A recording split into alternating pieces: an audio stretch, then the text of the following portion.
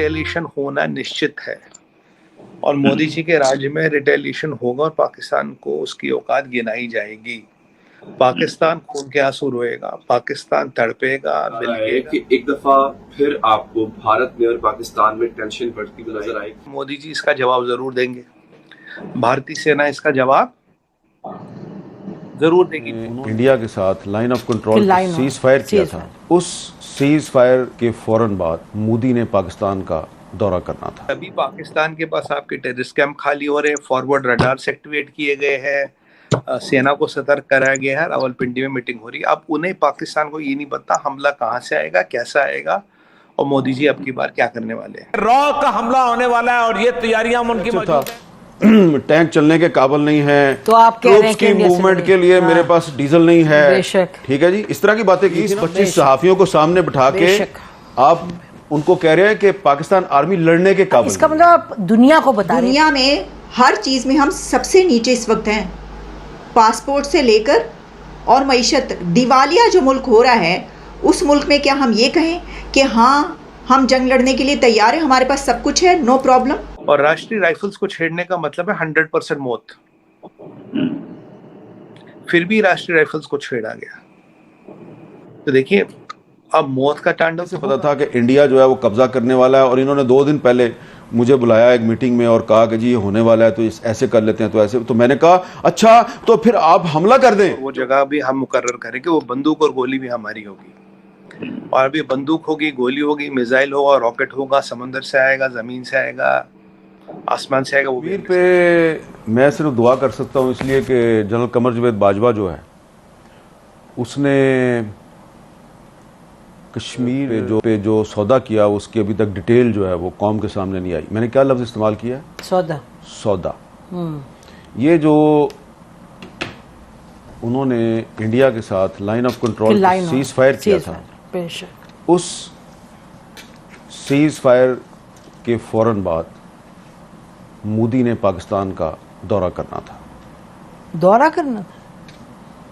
ठीक है। और जब फॉरेन ऑफिस को यह पता चला, वजीर खारजा शाह महमूद कुरैशी को पता चला कि मोदी पाकिस्तान आ रहा है, मुझे तो पता ही नहीं है, तो भागे भागे इमरान खान के पास गए, उनसे पूछा कि आपको पता है? उन्होंने कहा मुझे वो बताया था, बाजवा साहब और फैज साहब आए थे, कि बातचीत उनकी चल रही है अजीत डोवल के साथ, लेकिन वो आ रहा है ये मुझे नहीं पता। तो उसके बाद इमरान खान ने फैज साहब को कहा कि भाई आप फॉरेन ऑफिस को तो ऑन बोर्ड लें। तो उसके बाद फॉरेन ऑफिस जो है उसमें बाजवा साहब आ गए अपना पूरा लॉ लश्कर लेके, उनको लेक्चर दिया कि ये वही लेक्चर था जो उन्होंने एक दफ़ा आपके और मेरे सामने भी दिया था। याद है ना क्या लेक्चर था? टैंक चलने के काबिल नहीं है, तो आप कह रहे हैं की मूवमेंट के लिए मेरे पास, ठीक है जी, इस तरह की बातें की थी ना। नॉर्मली ऐसा आर्मी चीफ के कोर्ट मार्शल होना चाहिए, और मुझे अब कहना पड़ेगा, मैं अंदर कमरे में कहती रही हूँ बट मुझे कहना पड़ेगा कि इस तरह नहीं होता। 20-25 सहाफियों को सामने बिठा के आप उनको कह रहे हैं कि पाकिस्तान आर्मी लड़ने के काबिल। इसका मतलब आप दुनिया को बता रहे हैं 25 सहाफी, फिर 25 सहाफियों के पास तो बात नहीं रहती इन द वर्ल्ड। उस वक्त भी हमें यकीन था, जब वो ये कह रहे थे तो मुझे उस वक्त भी यकीन था ये गलत कह रहा है, और आपने उसको कन्फ्रंट भी किया था, बल्कि आपका तो मुंह लाल हो गया था, इतने गुस्से में आ गई थी।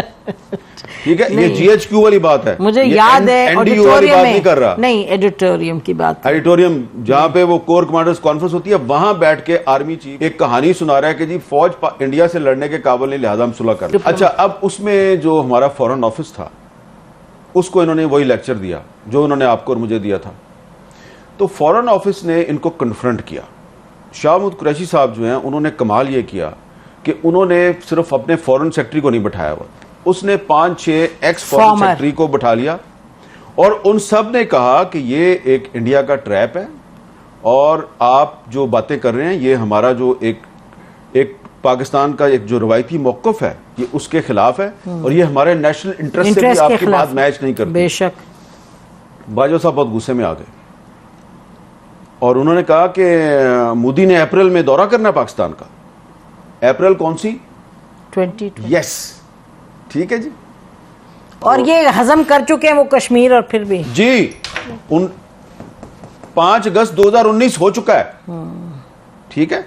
और बाजवा साहब जो हैं उन्होंने जनरल फैज और अजीत डोवल के जरिए मोदी का दौरा पाकिस्तान भी जो है वो उसकी डेट भी फिक्स की हुई है।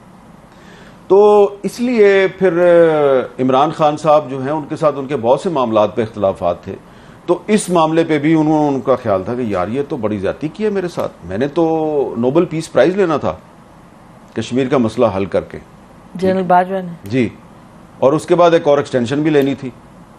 तो अब भले शाहबुद कुरैशी साहब इस पे बात ना करें और इमरान खान साहब भी बात ना करें, लेकिन मुझे और आपको तो कभी ना कभी करनी है ना।